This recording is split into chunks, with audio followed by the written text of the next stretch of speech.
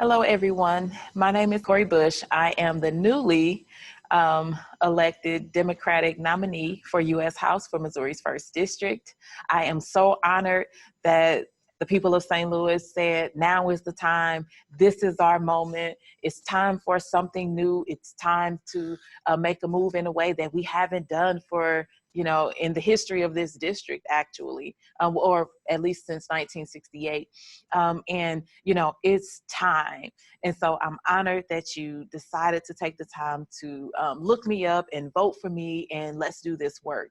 So for those that don't know me, my background, I'm a registered nurse, mostly community health. I'm a community organizer. I'm an activist. I'm just someone who loves my community. I absolutely love St. Louis, but I'm also someone who had a few hard knocks in my life, and I'm not ashamed of that. I'm okay with that. I'm okay with being vulnerable about that, because this is the things that I've gone through. People in our community go through every day, all day. Those are our struggles, and it's become the way life is. It is life for us, and it shouldn't be. Struggling shouldn't be life. I'm ready to take us from surviving St. Louis to living St. Louis to thriving in St. Louis.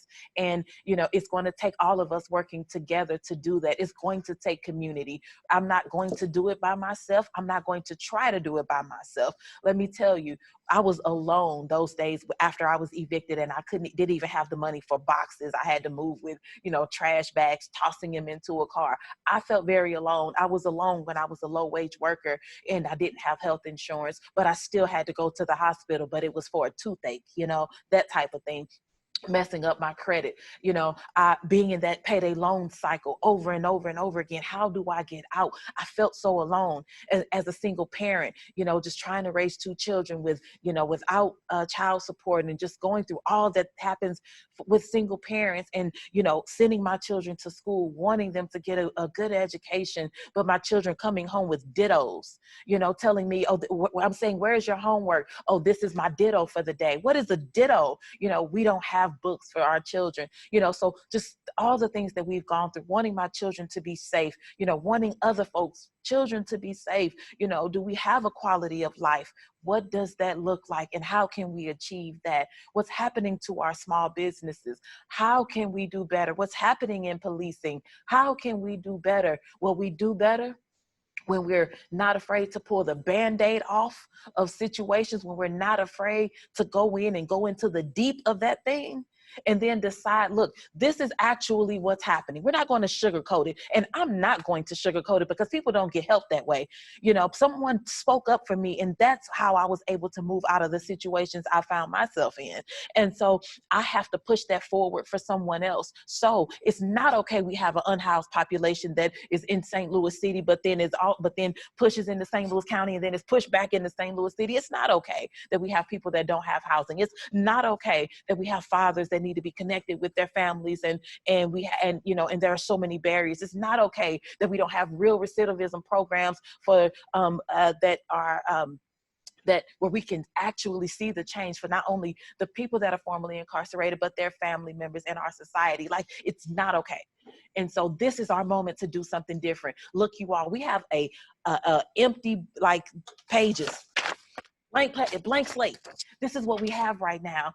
As I hope to be your very first Black Congresswoman for the state of Missouri, the Congresswoman for the District 1, right here representing St. Louis, we get to go in and we get to make this thing happen.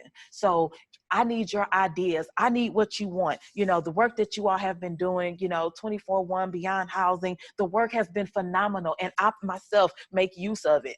I've been a part of it. I've been, utilized, the resources. I've been inside some of the buildings. My children have been a part, and we need that.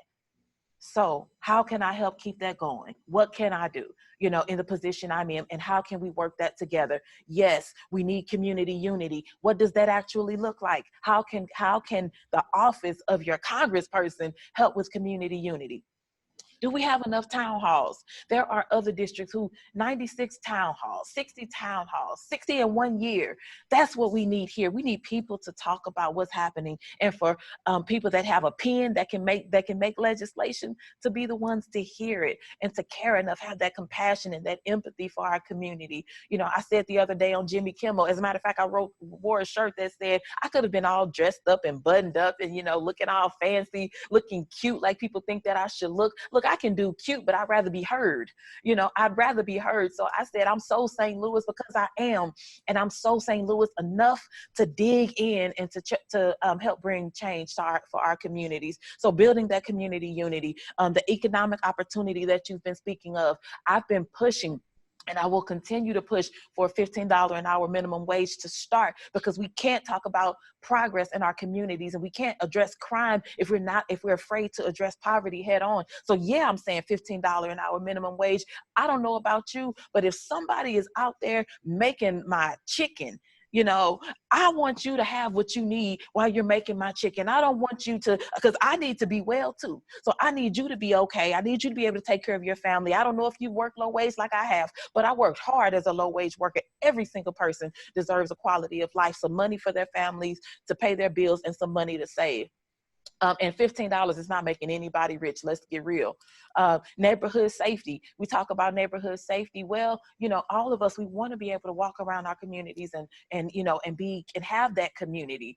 So what can we do? You know, I'm looking for ideas. Yes, we want to have community policing, but what really is that actually where people feel like, okay, this is what it really could mean in our communities? You know, on both sides. I don't hate police. People have tried to say that. I don't hate police. Absolutely. I don't hate people. I love humanity. That's why I want to be in this seat, because I love all people. I just want to see people treated properly and fairly. I want to see justice for all. And we have people in our community that want to walk our streets. People have been doing it. People have said, how can we take care of our own communities? You know, so we need to further that and look into what more we can do. There are some great groups already working, but what else can we do? I'm very open to working on this as a community. And then when we talk about our youth, you know, one thing that I've been thinking about, how do we get more nurses? We need more nurses, especially more Black nurses. How do we get more nurses, more dentists, more psychiatrists, psychologists? How do we get that? More teachers?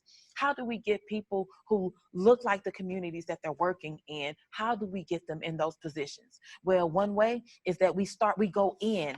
You know, and you put a preacher up to speak, so, you know, I can talk for a long time, but I'm going to, you know, cut this short. You know, we have to go in. I became a nurse because I was introduced to nursing. Now, I saw my grandmothers, both of them working in nursing, but I didn't see them working. I just saw the white hat and the white stockings and the white dress. But it was when I was a candy strapper and I saw that Black nurse, that told me, oh my goodness, I can do that. Well, we have to expose our children. So let's go into these schools, and let's bring in politicians that are doing real work. Let's bring in nurses and scientists and doctors to help them to see that this is something they can do. And let's build a program that allows them to start to work like in some type of a fellowship to be able to bring that home. And then we make our schools, you know, what are we doing to Harris Stowe? What are we doing, you know, making sure that the money is there. So putting money into those schools, into our school systems, making our colleges and universities free. That's what I'm pushing, making it free, making our trade schools free. Our people have to have the resources, and then canceling student debt, canceling medical debt. We have to get out of this place of poverty, putting more money into our schools, reinvesting into our public school systems. This is truly what I believe, and I believe that we can accomplish all of these things together. And so I want to be called. Call me, invite me, bring me, let me be a part, and let me bring a team in. Let's do this work together. Don't think regardless of whatever was, we honor what was and how things went, but it's a new day. Let's do this together. Call me, invite me. You know, I'm loud. I will show up. I will do stuff, you know, we can do whatever we want to do with this, you know, within the confines of, you know, the federal, you know, what the feds say. But outside of that, we can make this thing what we want it to be. Let's turn St. Louis into the place we've always wanted it to be. And together, it can be achieved. Thank you. I love you all. Keep killing it beyond house and keep killing it 24/1. We needed this. Thank you.